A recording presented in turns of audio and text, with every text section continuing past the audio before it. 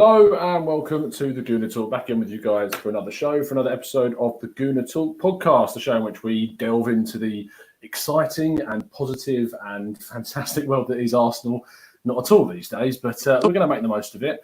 And what's the best thing is that we start the show and one of my guests decides to stand up and show his belly to the crowd, which is great. And speaking of which, I was going to change my intro for him, but I'm just going to let that be it. Webby, how you doing, mate? I'm good. Sorry, I thought someone had just pulled up to the house. Like, Tell them all this stuff before we go live. I thought you were going to give the viewers a little bit of a peek then, son. Yeah, no one wants that. How are you doing? Nice, yeah, not bad. Nice to be on a very gloomy, miserable weekend, which I'd rather not talk about Arsenal. But there you go. My intro was going to be, this is the only man that can cheer up a funeral. But I mean, as things go, you started to go a bit downhill recently. So we'll have to see if we can cheer you up as we go through. We got the man who's, technically efficient as always. Kenny, how you doing, fella? You're muted. Brilliant. I can't hear you. Can't hear you. How perfect was that? I can't hear you, mate. You're going to have to go out and come back in again because I don't know why we can't hear you. That's perfect. You couldn't ask for anything more, could you?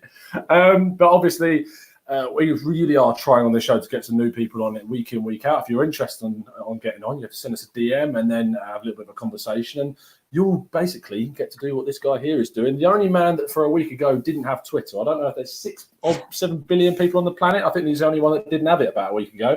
Irfan, how you doing, mate? Good evening, Tom. I wanted to start off by thanking you for letting me on the show, and I'm excited to discuss all about Arsenal. You're the only one. I think there's No, go ahead. That's a fair play to you. No, listen, we breathe and bleed Arsenal, so that's basically all we do. And honestly, whether it's positive or negative, there's always, especially with Arsenal, there's always things to talk about. It is. I was just about to introduce Kenny again, and he's gone. This is great. What do you expect? The guy hasn't got a laptop. He has to do it off his phone. What do you expect? You shouldn't allow him on the show with a phone like that. It's disgusting. I was just about to say we weren't going to lose our hats, but that's not the saying, is it? It's something different. Kenny, are you back? Are you there, mate? We still can't hear you. You need to. I don't know what's going on with you. Why can't we hear you? It has to be. There you go. Kenny? Oh, still muted. Still muted. I don't know what's wrong, mate. You're going to have to close down your iPad and come back on. I'm so glad I introduced you in the way that I did because this is prime Kenny Ken right here. We can't. You can try muting yourself. There you go. I think he's not talking. I just think it must be a joke. Surely it's a joke. I love these comments that's coming through. Kenny with the dial-up connection. Chris Keeman says Kenny using AOL. Evening to everyone in our live chat. This is the most Arsenal start you've ever seen to a podcast in your life. We should probably just start again. 3.5 minutes. Jesus. I know, and we can't even get a word from Kenny. Kenny is effective as Xhaka. We're going to come on to that, Peter. Don't you worry, son. Kenny, are you there, mate? We can't hear you, son. You're going to have to shut down your iPad, turn it back on again, and come through because I don't know why we can't hear you. I was about to say plug some headphones into him, but maybe. Let's get into things, though, before we lose our minds any further. Irfan, mate, I'm going to start with you. 2-2 draw against Crystal Palace, 2-0 up. What was your initial reaction when the final whistle blew? So, Tom, to be honest, I think we were pretty lucky to be 2-0 up. I think considering how we've been playing this season, scoring 2 goals, let alone from a corner. I'd like to mention, obviously, Pepe with some pretty good corners. Even though it was in the second phase of play, I thought that we were pretty lucky to score from those 2 corners. But, as we all know, as Arsenal fans, 2-0 up, I wasn't very confident. I did feel at some point, if Crystal Palace scored or if Zaha started showing up or got more of the ball, we would be in big trouble. And that's exactly what happened. Chambers, inexperienced. His positioning was all wrong. It was definitely a penalty. Zaha turned him inside out. And from that point on, it was definitely going to be a struggle. I think we did get cheated by VAR, but as Arsenal fans and as such a big club that we are, we shouldn't be depending on the referee having kind of a really, really poor game or a VAR decision to kind of get out of jail. So at the end of the game, I felt cheated, but at the same time, I definitely didn't think that we played well. So yeah. No, I can't disagree with you, mate. We'll talk about the fact that the only goals we seem to be scoring are from set pieces right now, which is great in certain circumstances, but when it comes to trying to get that winner, it wasn't going to come from a set piece, and we needed that fight from open play, and we didn't get it. I have a feeling that we can hear Mr. Kenny Ken. How you doing, fella? Can you hear me? Yes, we can. Yeah. You know what it was, guys? I took out my headphones. Even though I've got a pair. Of course you did. Of course you did. I for one, just had enough. So I thought, right, I want to be able to hear. Yesterday's game. Let's just talk about the football. Let's just forget about the other incidents. But if you look at it, we started very aggressively. We scored 2 corners, and then I think what changed the game was actually the penalty decision from Zaha. After that, we went in a panic mode, and when we came out the second half, it was like we were the team that were on bottom half of the table, and Crystal Palace were the top team. They came out very rampant. We kept on retreating, and when we did try to attack, there was like a massive gap between the midfield and the attack, and I think that played into Palace's hand, especially when in the counter attack.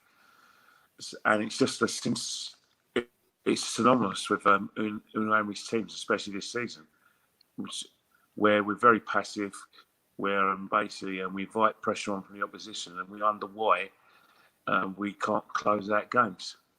Closing out games has been something that Arsenal struggled with for so long. We had a phase where we were doing quite well, especially into last season during that 22 game unbeaten run or whatever it was. And then after that point, it's just declined, and certain things have changed, and we thought things might improve after the summer and the signings that we made, but that hasn't had the desired impact that we wanted. Webby, when it comes down to actually the starting lineup, there are a few things, and I said it on the Raw Reaction show yesterday, that I was actually quite happy about. Tierney started. He started with the front three for the first time since Naka came back from injury. It was just the midfield and arguably maybe Chambers at right back and possibly a selection at centre back where people sort of took issue with. But it's fair to say that there was enough quality on that pitch to take all 3 points. What did you identify as the key area as to the reasons why we didn't? I think on paper, it's easy to say that we had the better team out there. The lineup was pretty good, or you would at least think so. Yeah, all the points that you just said, really. Guendouzi's been playing pretty well lately. Big fan of the lonely Spaniard, Celeber. He's been playing well. You've got.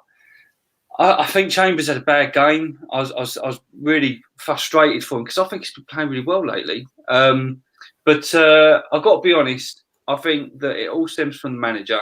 I'm really disappointed. It pains me just to talk about Arsenal at the moment because I'm so frustrated and annoyed with them. I just think that we've gone down a real bad path at the moment, and I think the manager's killing the club at the moment. I really think he's a few games from where he needs to go.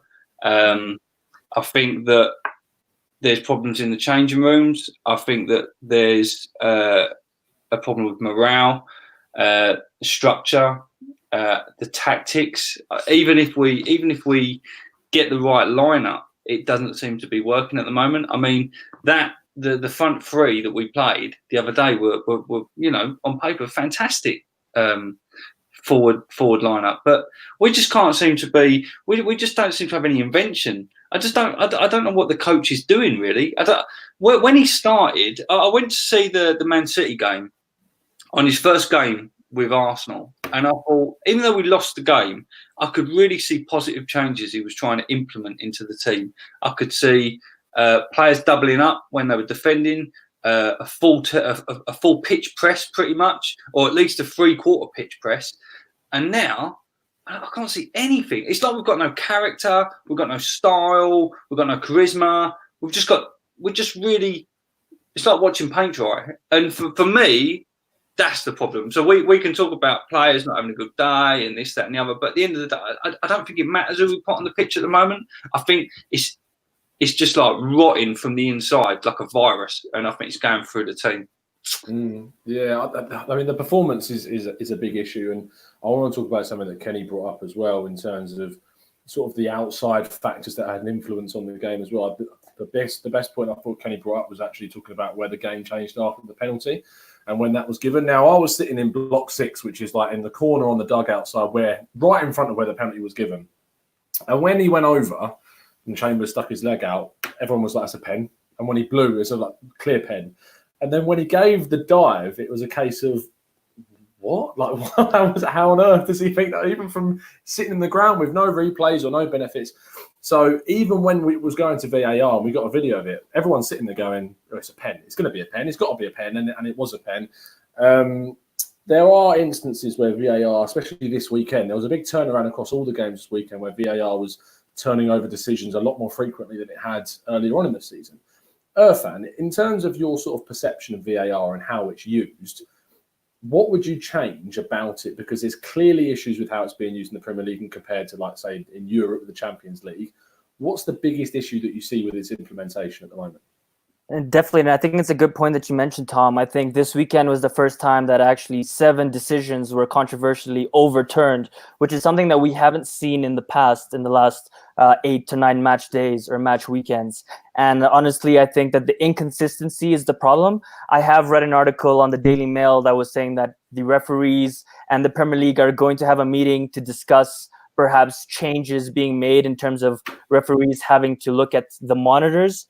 Because I mean, from the point of view of watching it on TV and having replays, it was clear that Chambers was foul there. If anything, it should have been a penalty to us. There was no way that it was a free kick to Crystal Palace. So in my point of view, I think it needs to be more consistent. I think that definitely the referees need to be going to a monitor and kind of making a decision for themselves, and pretty much. I think that across other leagues and specifically in the World Cup, we saw VAR being used really well. And someone on the chat made a pretty good comment. VAR isn't shit. It's the use of VAR at the moment that is the problem. I like VAR because obviously I think it's really important. And we're going to have decisions that go in our way and we're going to have decisions that go against us. So in terms of that, it's a 50-50, but it just has to be consistent. No, I don't disagree with you, and it's the implementation as well of some of the decisions of how it's being made, like the referees or the assistant referees putting their flag up really early in offside calls. If you've got the video assistant referee in place, allow the game to continue and then put your flag up. It's as simple as that. If you're not sure about a decision, let the computer or let the machine do its work. Go on, Irfan. You look like you're Yes. So just a quick one on that. I mean, these guys are professionals. These referees are professionals. They should be trained. For example, that goal that Aubameyang scored against Manchester United, that should definitely not have been flagged offside. How are these referees not being trained to kind of flag when the whole play or completion of play is over? These guys are getting paid. They're, refereeing the biggest league in the world. These mistakes can't happen.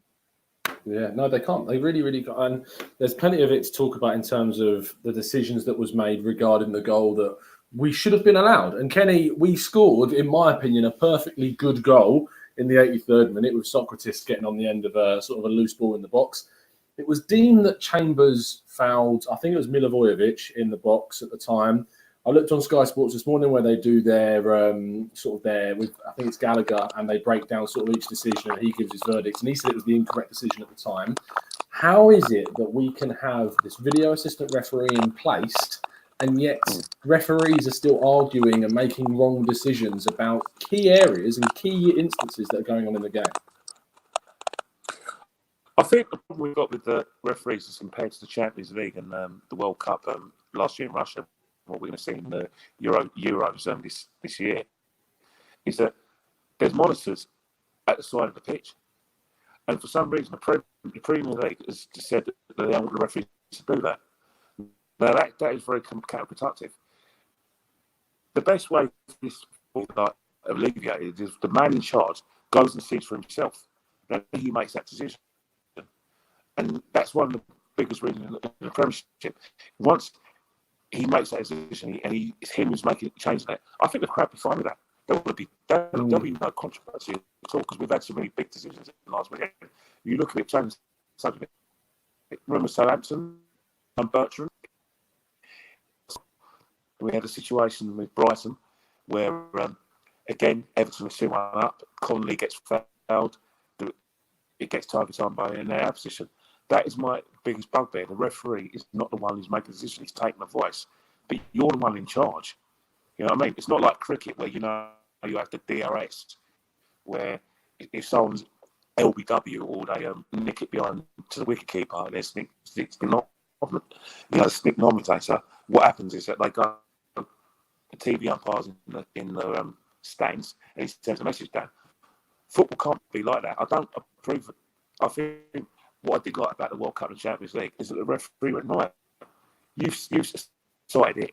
I want to see proof of it. I'm going to be the one who makes the decision.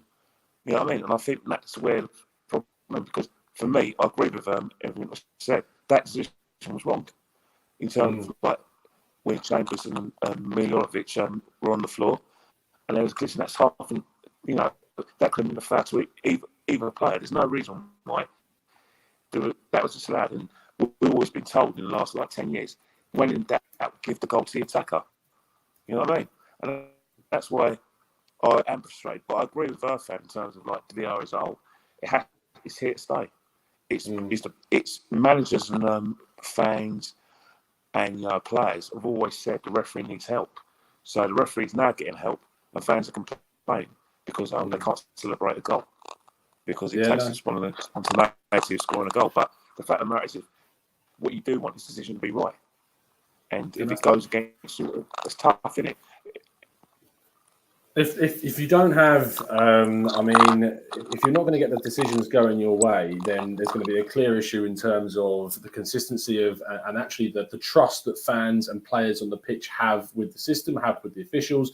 It's meant to be a system that's going to improve things and take the game forward to the next stage where you look at tennis and how it's used. It's great. And I kind of like the idea of having a certain amount of challenges in a game. That's something I actually am intrigued to see how that would work. But it should be able to work with every single decision, not just to you picking old ones out. And it's clearly coming to the point where so early on in its usage in the Premier League, it's becoming doubted, and that's a real problem. Just before we go on, Kenny, as they're saying in the chat box as we're talking, you may want to unplug your headset and put it back in because the Daleks are taking you, says Matthew de Souza. I don't know what it is. Your voice is, we can hear what you're saying. There's just sort of a little tinge of metallic to it. So I just take it out and put it back in, mate. Webby, there's a huge elephant in the room, and I do this every single podcast because there's always one key thing that happens in a game, or there's one key element that we can't avoid talking about. And I think we all know what that is. There's a little bit of this. There's a little bit of telling people to F off. It's Mr. Granit Xhaka. And we couldn't really go too far into this show without bringing him up. Otherwise, we would just be being ignorant, wouldn't we? So let's talk about it. He didn't have the best of games, first of all. He's substituted for Bukayo Saka. And as he's coming off, well, in the stadium, and I'll speak from my perspective in the ground, I was saying to my mate, I took a mate from work with me, he's a Liverpool fan, so he was lapping all of this up. We had never, and he's been to Anfield and he's been to other grounds and so have I, and I've never, ever seen a reaction to a player going off quite like how I experienced. The people around me were swearing at him, giving him signs, everything. In your opinion, I want two sides to this. First off, I want your evaluation of how you think he should have reacted in that moment. And then I also want you to sort of evaluate sort of the human element to it. Because if you're walking off of a pitch, which is the main thing which I think annoyed people is the way he walked off the pitch in terms of it was slow and we needed to get a result. And you've got not 60,000, but thousands of people booing and jeering and swearing at you.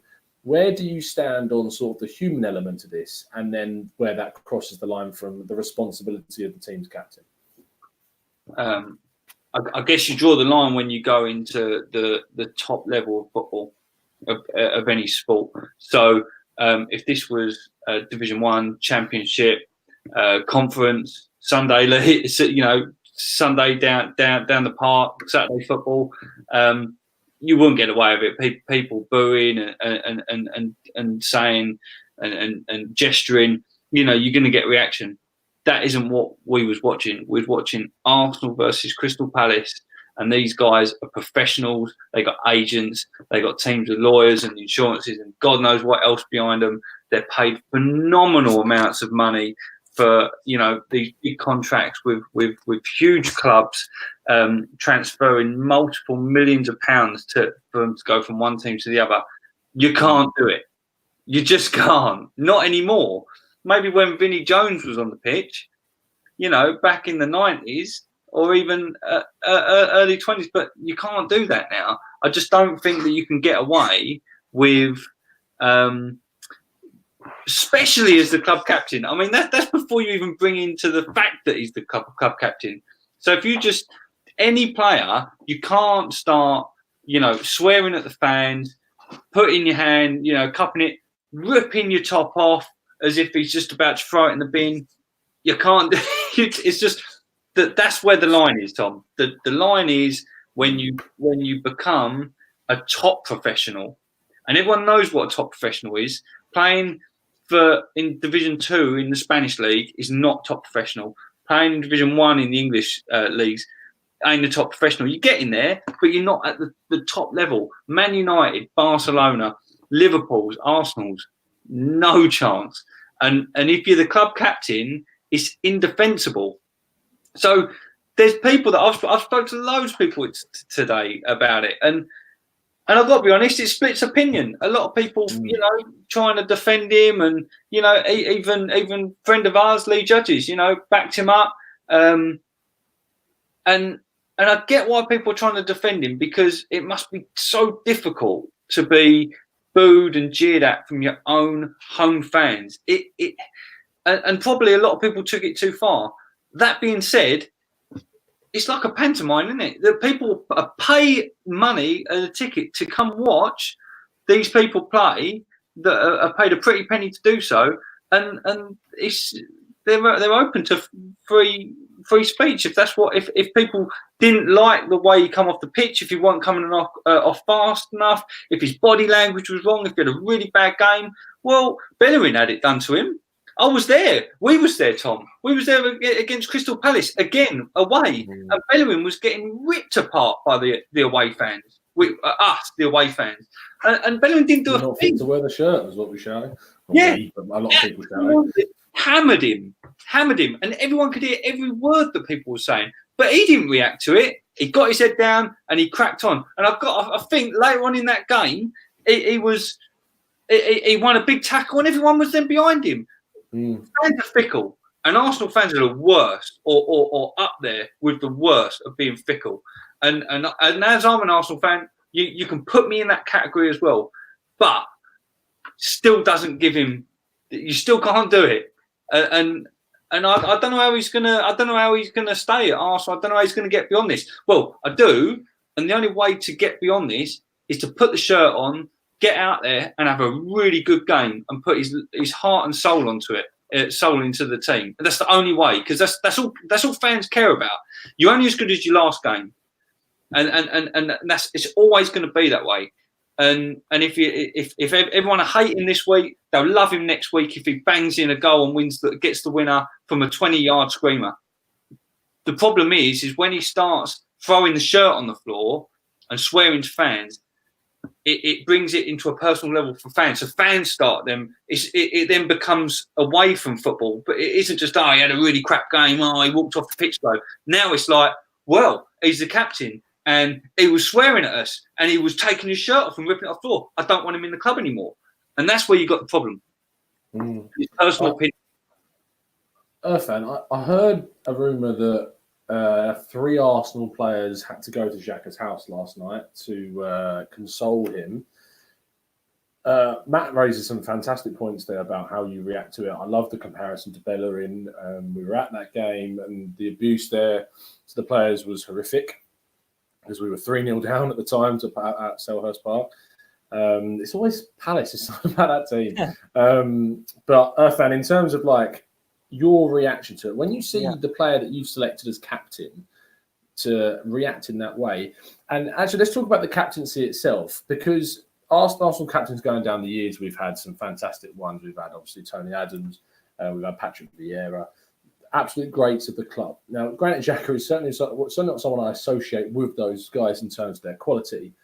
But I always thought because he was captain of Switzerland, he was captain of Mönchengladbach when he was there, very young captain. It would be naive of me to say that he doesn't have leadership qualities. Otherwise, he wouldn't have been selected by some very top-class managers in the past. But there's clearly an issue there. And in terms of the captaincy, do you think it warrants the case that he now needs to have that removed from his person? So, Tom, I'm going to go a bit off a tangent here. And Kenny Ken, I'm very interested to kind of hear your opinion on this. To be honest, I think this has been an accumulation over the last 4 years.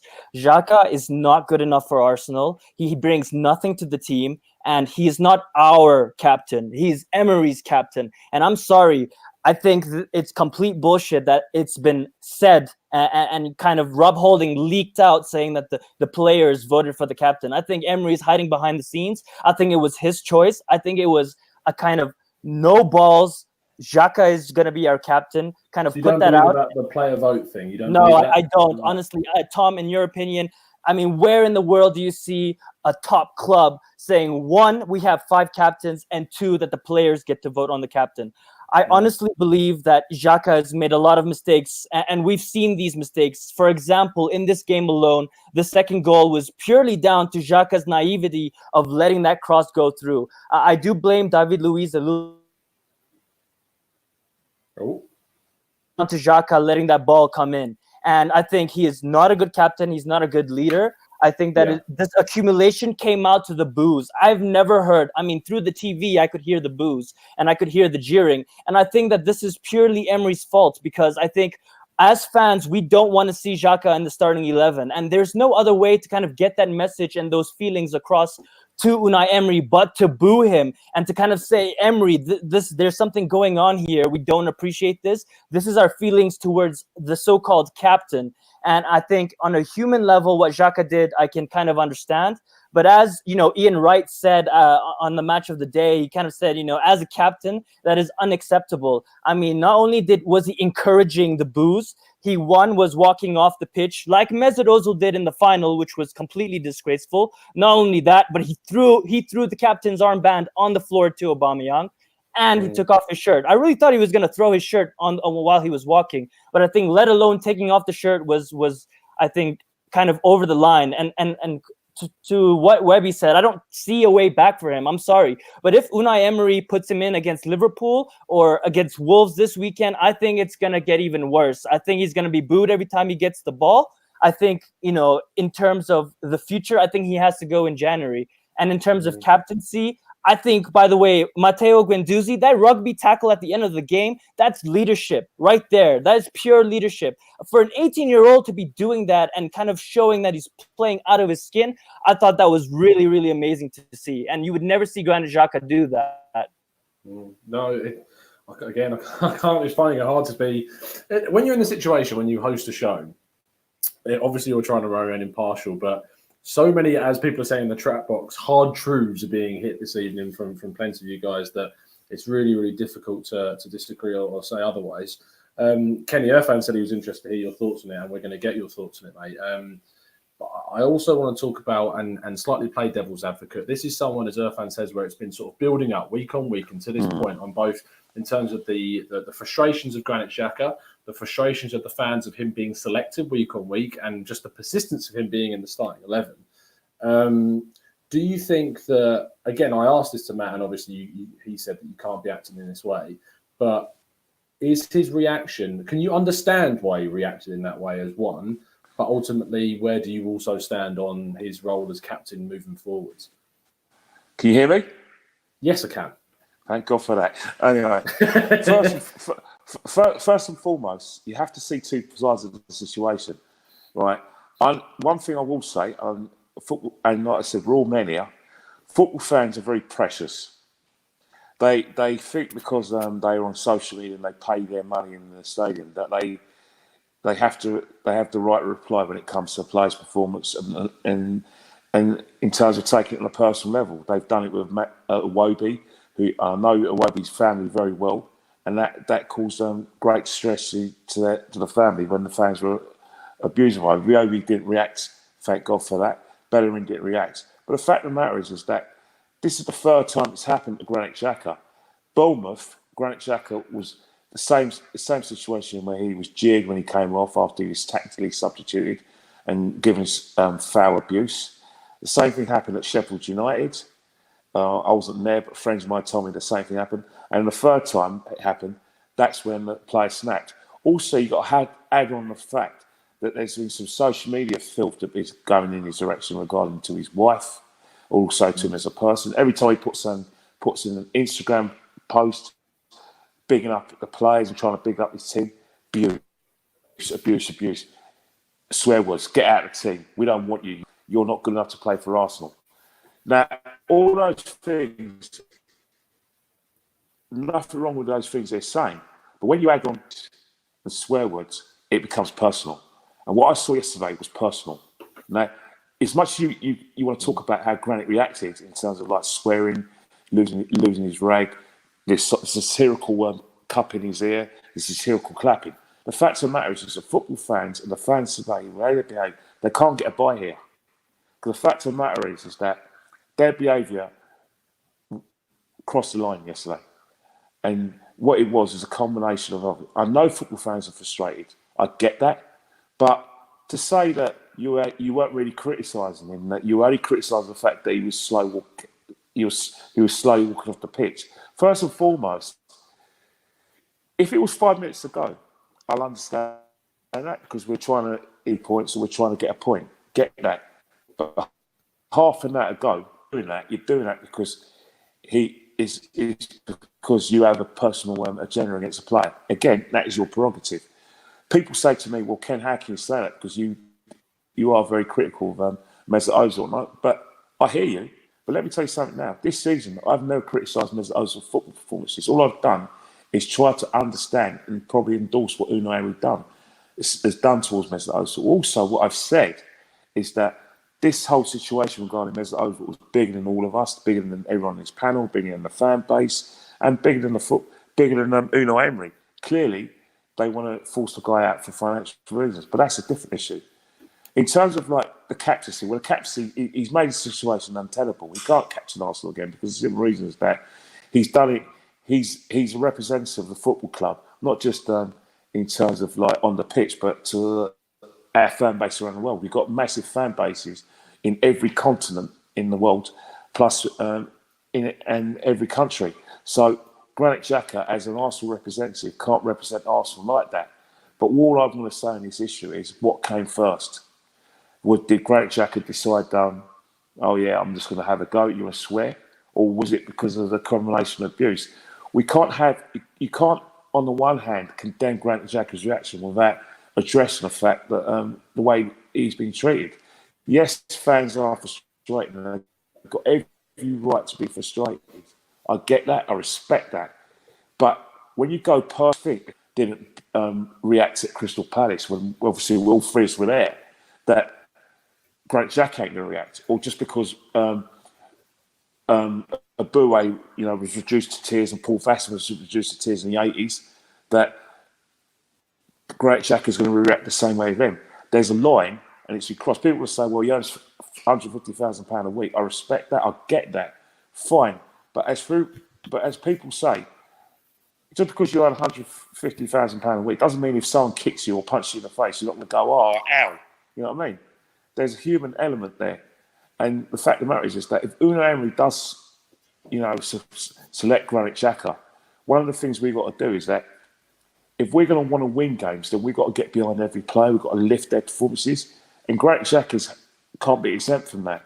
So, again, the best way Granit Xhaka can do is just to, even if he doesn't mean it, just do a statement, say, look, I'm sorry the way I reacted. Don't try and justify what he did. Say, I'm sorry, I love the fans, I respect you, what you do. And I think that would do a lot to repair the damage. But if he doesn't, then that's going to be the elephant in the room every time he's selected. And he's going to go into a mindset where he's going to be scared of touching the ball, scared of basically putting a shirt on. So this has to be addressed by Granit Xhaka and by Emery himself. Ken, just a quick question. I hear what you're saying, and honestly, I think it's been it's been 24 hours and Xhaka hasn't come out with a statement saying that he apologized. But just a quick question for me, in terms of Arsenal fans, right? Many of us, we don't support Xhaka. We don't see what he brings to the team. And I guess we're kind of frustrated with what Emery has been lacking to see, which is that we need more creativeness in the midfield. We have Torreira, which he signed himself, saying that he was going to be our defensive midfielder. And at the start of last season, he performed greatly. As fans, what do you do and how do you show your frustration without being abusive to kind of show that, Xhaka isn't the man? Because obviously we've seen he gets chosen, all the time, repetitively, and he doesn't warrant to start. So in your opinion, I hear what you're saying. Really great points. But you've got to realise, I think, it's one of the things. I think when someone's your captain, it's very hard to drop. It's very hard to drop them performance. You look at the situation with Leicester City with Wes Morgan. Wes Morgan, like I said, he was in the the autumn of his career. But I think what's happened, Claude Puel found it very hard to drop Wes Morgan in favour of Johnny Evans. Like Brendan Rodgers has come to us and he's actually said, right, Wes Morgan, you're no longer the main man. And I think that's what Unai Emery's got himself in the situation by appointing Granit Xhaka. He's actually made him an automatic choice because he's a captain. And you've got a situation with Lucas Torreira who's waiting around. One thing about Lucas Torreira, if I could just address that, Lucas Torreira is not an innocent party. There are still deficiencies in his game where his positional sense hasn't been great. He was at fault for the goal at Old Trafford, not Granit Xhaka, in terms of where he did cut it across by Rashford on 2 occasions. He didn't even stop the cross and he didn't even cut it out when it went to McTominay. So in that respect, he too has to be called out. And I don't think Lucas Torreira is doing enough for the team because of simple reasons that the biggest elephant in the room is Matteo Guendouzi's form. And all Arsenal fans universally believe that he is the first name on the team sheet. So in that respect, I do get where you're coming from. In terms of my opinion of Granit Xhaka, I agree, endorse everything you guys say about his performances. He hasn't been the player we want him to be. He's in terms of what he does, he keeps ticking over. But we want this sort of dynamo midfielder in terms of the deep line creator that we bought. And unfortunately, Granit's not that player. So in that respect, I have to say that he's unselectable. And what he's done now, he's made himself unselectable. But in terms of a human level, I have to back him because of the fact he played for Arsenal. I have to think that on a sort of moral situation, supporters do have to be accountable for the way they behave because they can't have it both ways. I think that it's important to talk about the cyber. It's important to discuss Granit Xhaka and how he reacted, which we've done. It's important to also look at the other side of things and look at ourselves as fans in terms of the behaviour in that stadium and on social media. And we have touched on it slightly, but Matt, it's sort of the last thing that I want to focus on. Also, sorry, I've not been throwing the comments up too much. As you can tell, if I do, I sort of cut Kenny's face off. So I'm not gonna. I'm only going to be throwing the comments up when I can, and we're going to go through some of them now, Matt, that I want to discuss. That people in the chat box are having a fairly heated discussion about. Yeah, I see it. I'm sitting reading it. It's really good points from everyone. To be fair, it goes to show how it splits opinion. And I've never read these live chats. Loads of people with some fantastic points. Yeah, it's really good. I say it week in, week out. We have the best audience by far on this platform, and it's some fantastic ones. So let's go through some of them. Archie says, "How is booing abuse?" Dark Druid says they all get social media abuse. I don't know if that's in terms of the context they all get it. So why should he stand out as anyone in particular? Midnight says the booing thing is being blown out of proportion. It's sports. That's what fans do. Brian Robles says, pretty sure people didn't like Mustafi during his performances. And you know what? He took it on the chin, got benched and came back trying to prove himself. That's professionalism. There's some really good ones further down. Archie says booing is the way fans show their feelings. It's just how it is. Iwobi has been booed and racially abused. Does he react? No, arguably doesn't. I think he did react once of an Instagram post, if my memory serves me right. And obviously the difference between racially abusing a player and booing is it's a huge difference between those two, and you can't really compare them. Karen Russell, long-time listener, says, I think it's probably due to the abuse that not only him and his wife, who was pregnant at the time, have been getting, including the death threats, and that has been going on for months, and he has had enough. So Webby, in terms of abuse, I'm really interested because it's a sort of a social experiment in a way to sort of think, should fans be allowed to boo in a ground? Because in my opinion, I don't see booing as a big problem. I don't see booing as because if you're going to turn around to a fan and say you can't boo, I mean, you've paid your money, you've gone to the stadium, you've taken out time out of your day to go there.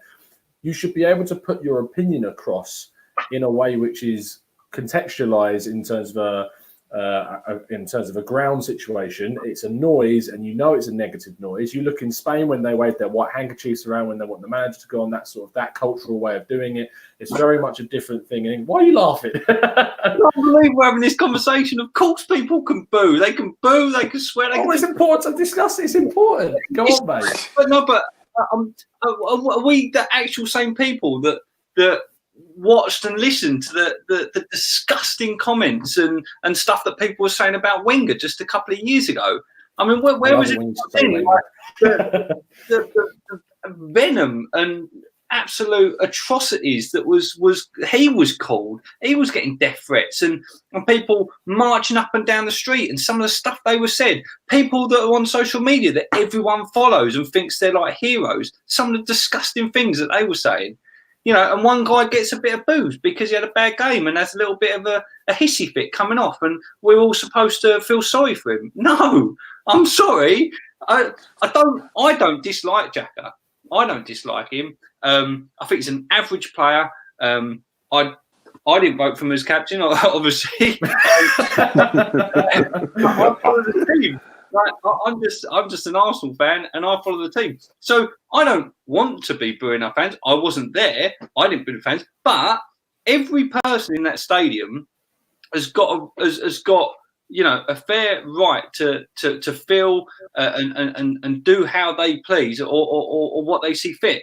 And if 10 people wanted to boo him and swear at him, then no, it was not a big deal. When the whole stadium feels it necessary to boo him, he must have done something. I wasn't there. I see it on TV. But if the majority of the stadium is booing him, he probably deserved to get booed. And this is no different. I know it's a football match, but this is entertainment value. The club charges a fee for people to come and watch this to be entertained, just like a theatre ticket, and it goes all the way back through for decades and decades, hundreds of years, and before then they was, you was in Rome watching people get killed and people was cheering and booing people and stuff. Don't say we don't educate you on this show. At the end of the day, people, can you imagine going to Millwall? Can you imagine us having a discussion here about what people say and all different comments if we were sitting in the Millwall stadium?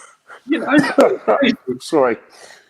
But sorry. I don't want to keep on, going over the same comment. I personally think that if people pay, will pay their hard-earned money to go and support the club they love, and they feel it necessary to get their emotion out and their, desire to boo their own player.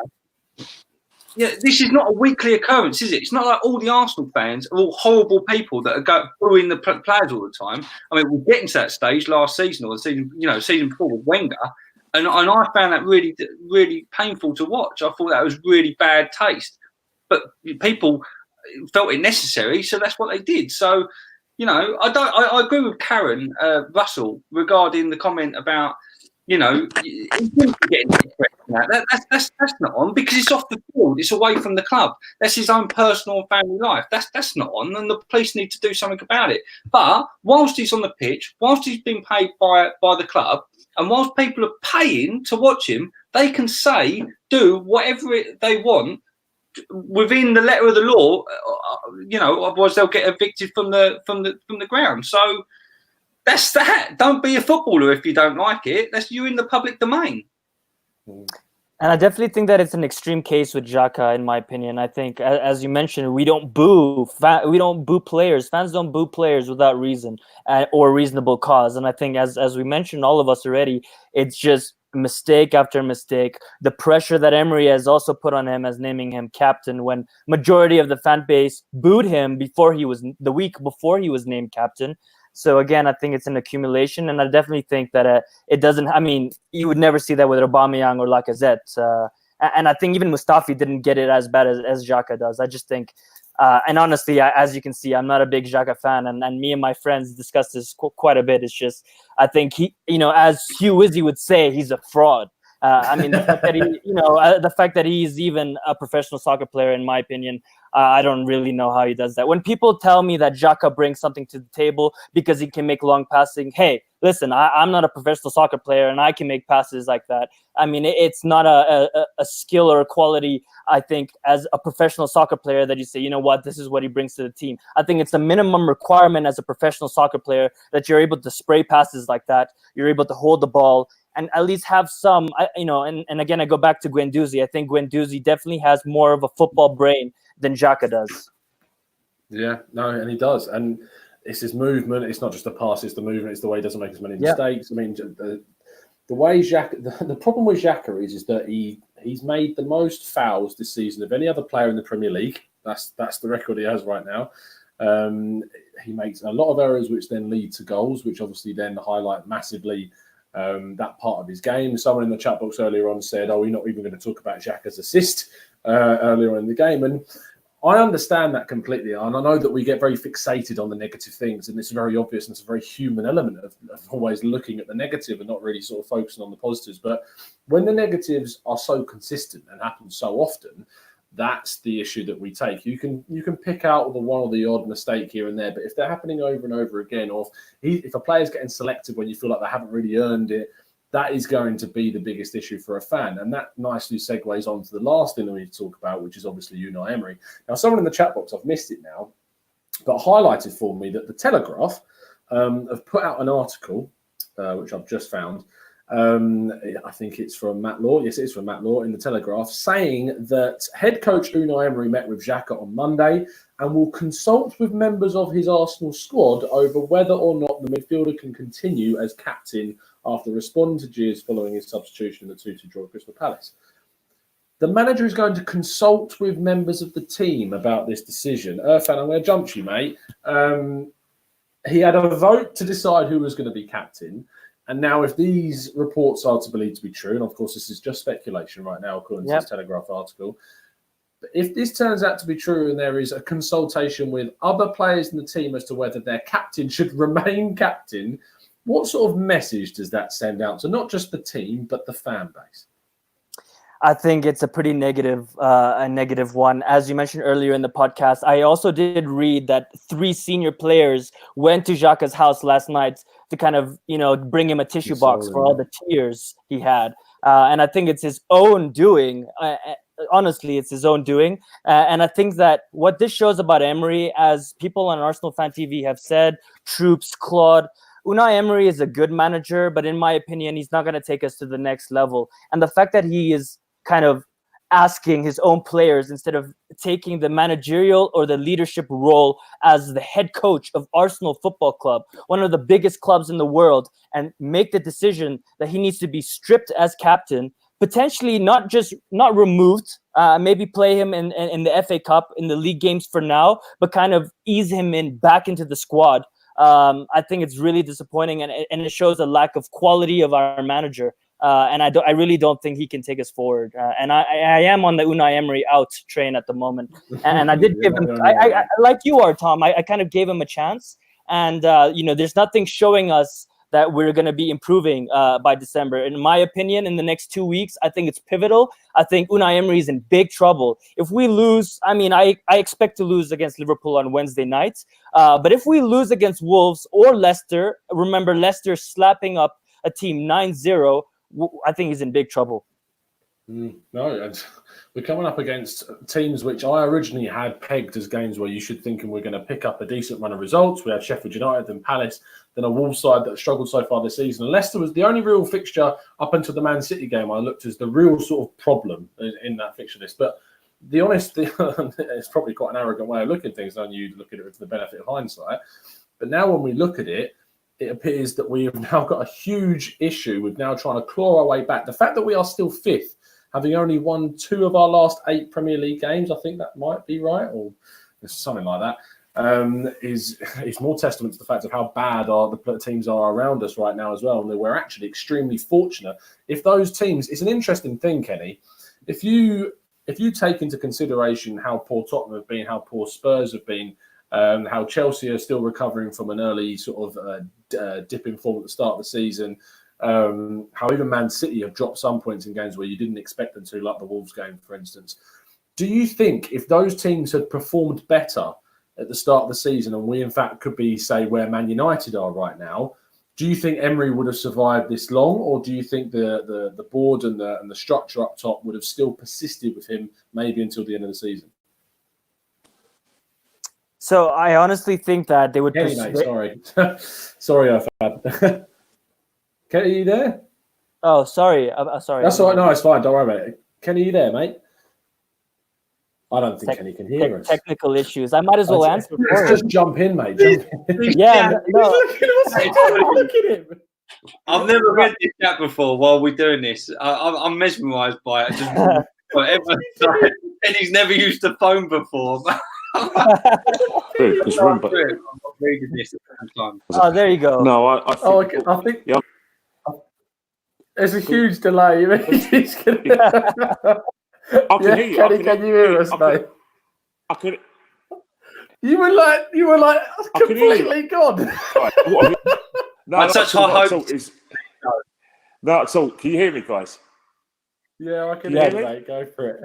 All right. What I was going to say, right? I was about to say something. No, fake jumped in. So I thought, all right, let him finish what he's got to say. But in terms of like the other teams in the Premier League, are angry with Emery's situations, but we've only lost 2 games. So because we've only lost 2 games, I think Emery will still be like the man in possession. But taking up Irfan's point and taking up Matty's and your point, Tom, Emery's got 3 games to save his job, as far as I'm concerned, because with the international break in November the 16th, that is a time when a discussion may need to be had. Obviously, we know the situation that whether you like it or not.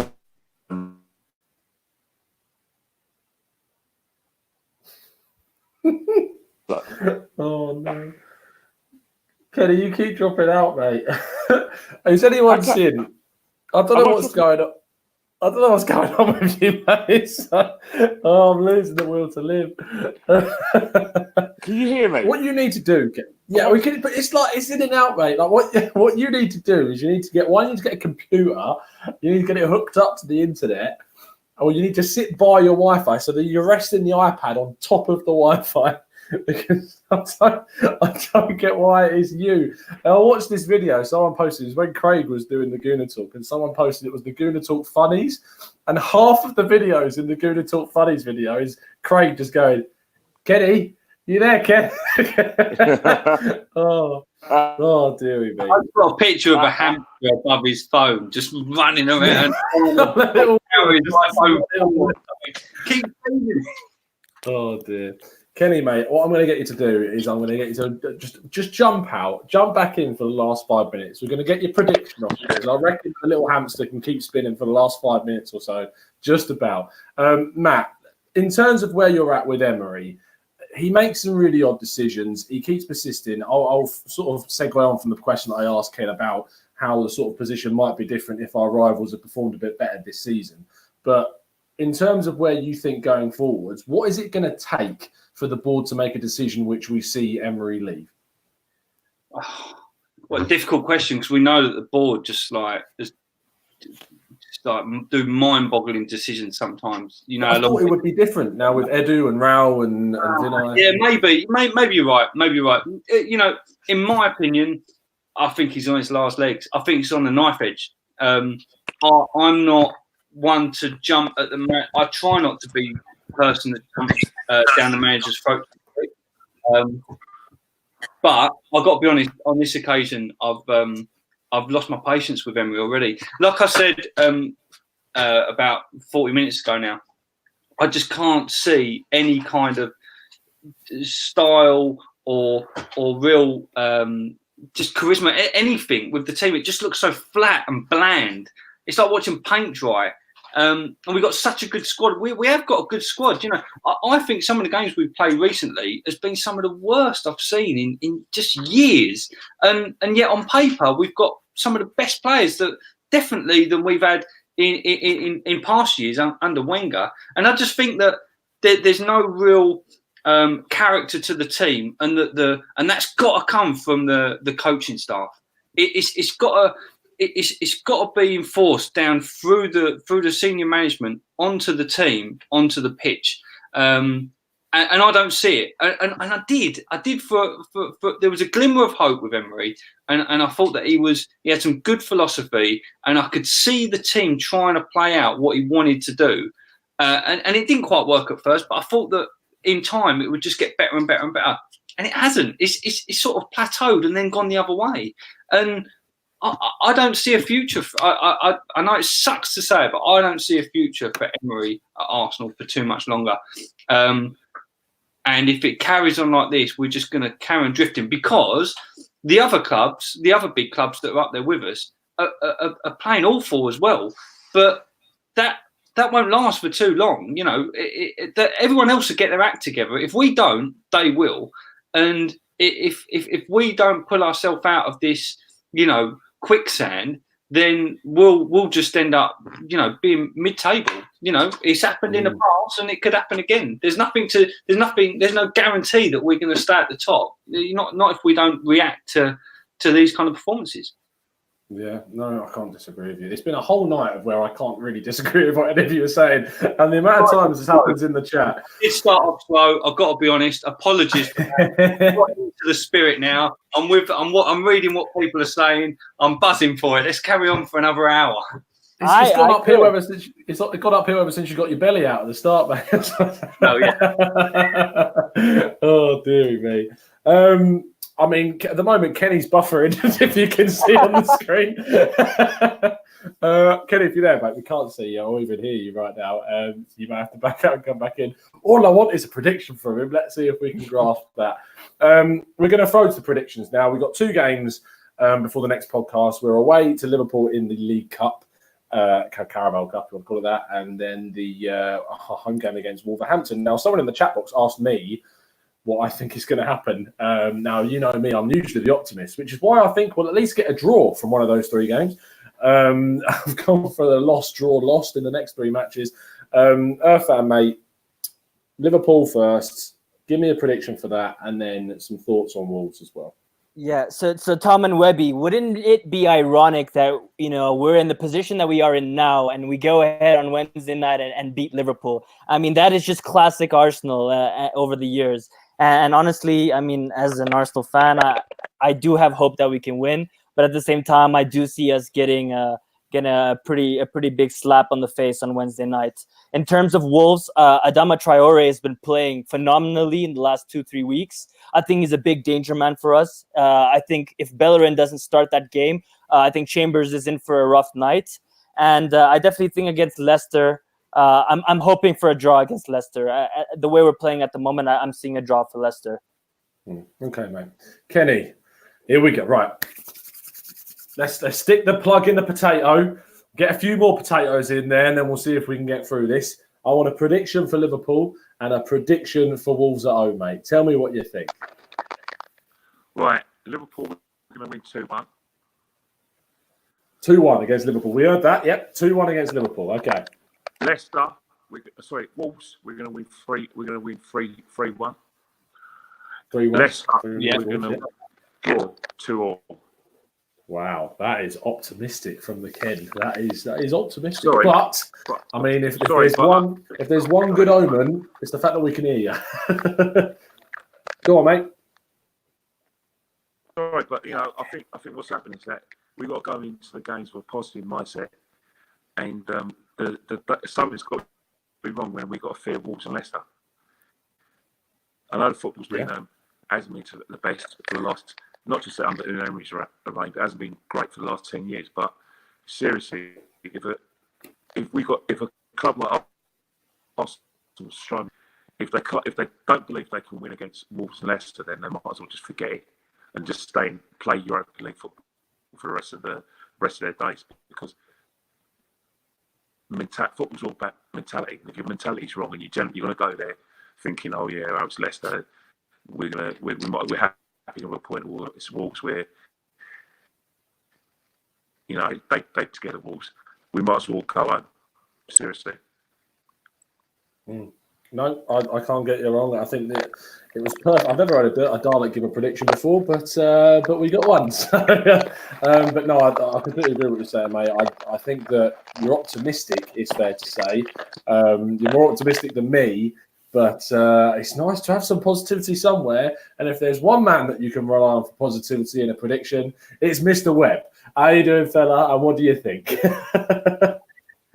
I'm struggling here. Alex James put Kenny Boris next door. I'm going to try and find that now. I saw that as well. It's hard. It's good for comedy value. I didn't want to come on here tonight after that game yesterday, but it was actually cheering me up. Right, I'm with a few people who mentioned it here. Josh Gunner, Ian Hutchison, a few other people mentioned it.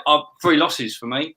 I think the rot started, lads. I'm sorry. It's I think we're just rotting from the inside out. I think Leicester are absolutely on fire at the moment. I can't see us beating Leicester. Wolves are slayers, isn't they? Well, Wolves just giant slayers. I don't know if we're giants anymore, but win. And Liverpool, Carabao Cup. Does it?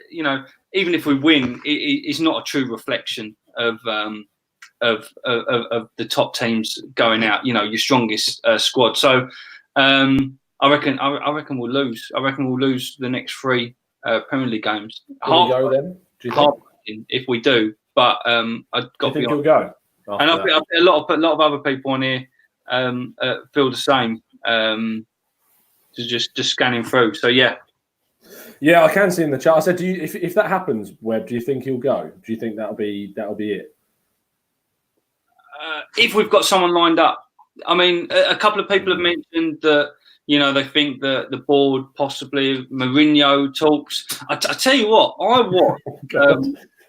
watched. This is exciting stuff. I watched a BT clip of Mourinho talking on about Pepe and Alba. Yes, yeah. That's it. And it was like a 3-minute skit that he did. He was just talking away. I was mesmerised by it. I don't like Mourinho either, but he just talks so much shit. I mean, Christ, he should be good, right? He's one of the top managers, so I'm sure he's got a bit of knowledge back there. But he did. He spoke very true and had a load of good sense that was coming out. So maybe the board have started putting their feelers out.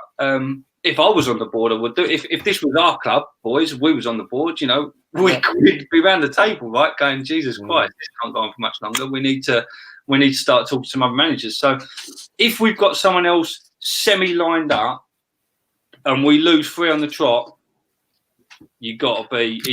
He can't be far off, can he? I mean, you would think so, but weirder things have happened. So, I'll tell you what. I'm not good on the history. Someone maybe in the chat or someone in here can put me right. But has Arsenal ever done it? Because it's not really like the Arsenal way, is it? To just cut people over. Has it ever happened? Someone in the chat, if they know, have we ever just cut a manager halfway through the season? Kenny, not in my lifetime. Not in my lifetime. Kenny's nodding. Tell me, Kenny, unmute yourself. Tell me. Terry Neal, 1983. There you go. That is why. That is why he's the man. That is why. It doesn't matter if he's a Dalek, muted. That is why he's in this chat. For that exact moment. It was worth it. It was worth all of it for that knowledge. Oh, dear. We're going to wrap things up there. Thank you ever so much for tuning in, people. I really, really appreciate over 400 of you today, which is absolutely fantastic. Thank you ever so much.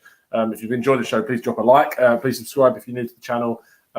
Usually we have a lot less technical issues than this, but we got Kenny on there today, so who knows? Anything's possible. But thank you to everyone who's tuned in. I really hope you have enjoyed it. Webby, it's been a pleasure as always, mate. I see that your mood has perked up. I'm buzzing. I think we should carry on. I was really down and gloomy when I come on, and everyone probably could see it. Someone, I think, put in a message that I looked stressed. I was stressed. Between Kenny's comedy and us talking about Emery getting the sack, it's perked me up somewhat. If you want to go follow Matt, follow him at Webby AFC182 on Twitter. Kenny Ken, I mean, when we've heard you, it's been entertaining. There's been some hard truths from you. There's been some trivia knowledge right at the end, which we appreciate, mate. But it's been a pleasure, and I'm sure that when I see you next, you won't be speaking like you're speaking through a washing machine. Thank you so much, mate. I appreciate it. I've got some breaking news for you. No, I haven't. No, yeah, he's still in the job. Oh, you're excited, man. No, but on a serious level, Sky Sports are just saying it now. The club are talking in area. I don't know where this story came about, where the players are having a committee. Not on Sky Sports. Sky Sports is the most reliable platform that I can think of. Well, fair enough. Maybe. Fair enough. Well, I mean, as we said, we take everything here with a pinch of salt. So, but much appreciate you coming on. If you want to follow Kenny on Twitter at KennyKen1972. Tom, do you want Mourinho's manager? Would you have Mourinho's manager? No, I don't. No, I don't. Oh, fair enough. Unfortunately, I would. I definitely take him. I think that's where it's got to. That's how bad it is it's now. It's not that bad. I mean, he'll play boring football, but at least I think he'll keep the players in check and he'll grind out results. At the moment, we're playing really boring football and we're not winning. So it's a results business. Like, as you say, Kenny Ken, it's all about the results. 100% results. But I'll tell you one thing. If Mourinho takes over, he's going to need some money because that squad isn't sustainable challenge. Yeah, that's the thing. That is the That's thing. the And only obviously, reason we take him on. That's the only reason why we wouldn't take Mourinho on, because he loves the money. He would be in for 2 months and he'd be complaining that he ain't got enough money to spend. That's the thing. That's the thing. I don't think they stand for that. Huge thank you. Fantastic debut from Irfan. Much appreciate you taking time out of your evening to come on, mate. Thank you, Tom. I wanted to end by saying, Kenny Ken, it's been a privilege to be on a podcast with you. I've been a huge fan and I enjoyed our conversation tonight. No, really appreciate it. Don't worry, I'm not always like this with technical stuff. Oh, that's brave. Really? Webby, it was a great pleasure meeting you and discussing Xhaka out. And Tom, I'd like to thank you as well for having me on tonight. I really appreciate it. And I wanted kind of to put it out there to YouTube. I know it goes without saying, but Tom works pretty hard and doing what he does. And as an Arsenal fan from South Africa, I think it's an amazing thing that he does. And I'd love to see more support for him. And kudos to you, Tom. Oh, brilliant. Well, thanks, mate. I really appreciate that. Thanks, mate. Really, really appreciate it. If you want to come on and give me compliments, anyone else that likes to do that, I mean, I'm well up for this if this is what happens. But thank you so much. I've had these regulars on. I've made them. I've built them from the ground up, and I've received nothing. Emery out, Tom in. Emery out, Tom in. Oh, dearie me. Some people in the chat say that Piers Morgan should be the next manager because he won He won I wouldn't mind him. Oh, God. He's a character. He's a penguin. We got a penguin as manager. That's what's going on. Oh, dear.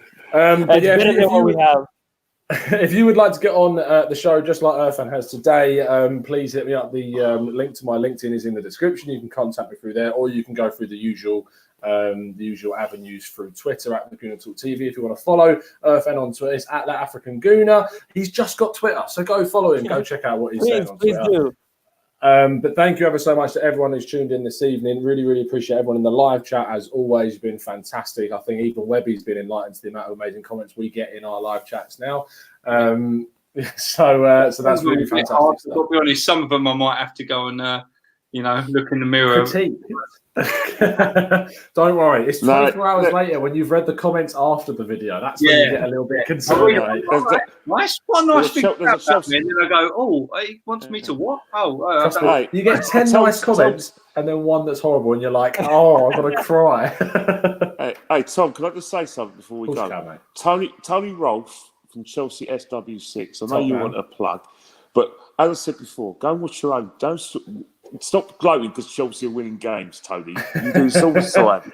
You're He's a softie Hey, underneath, Tony. They're only I love four Tony. points. They're only 4 points ahead of us. It's too early to speak. It's too I early. don't to know, speak. mate. But we gave them third place in a plate last year. No, I know. We did. Oh, God. Anyway, before I get as depressed as Webby was at the start of this video, we're going to wrap things up. Thank you ever so much for tuning in. Please drop a like. Please subscribe if you're new. And, of course, turn those notifications on so you can get involved with any of the future live shows. We'll be back again for the Raw Reaction show straight after the Liverpool game. And, of course, hopefully in eyes of the opposition for Liverpool with Stay Hall once again from Redmen TV. And I think that's pretty much it. I hope you've enjoyed it. And we'll see you again very, very soon. And as always, up the Arsenal.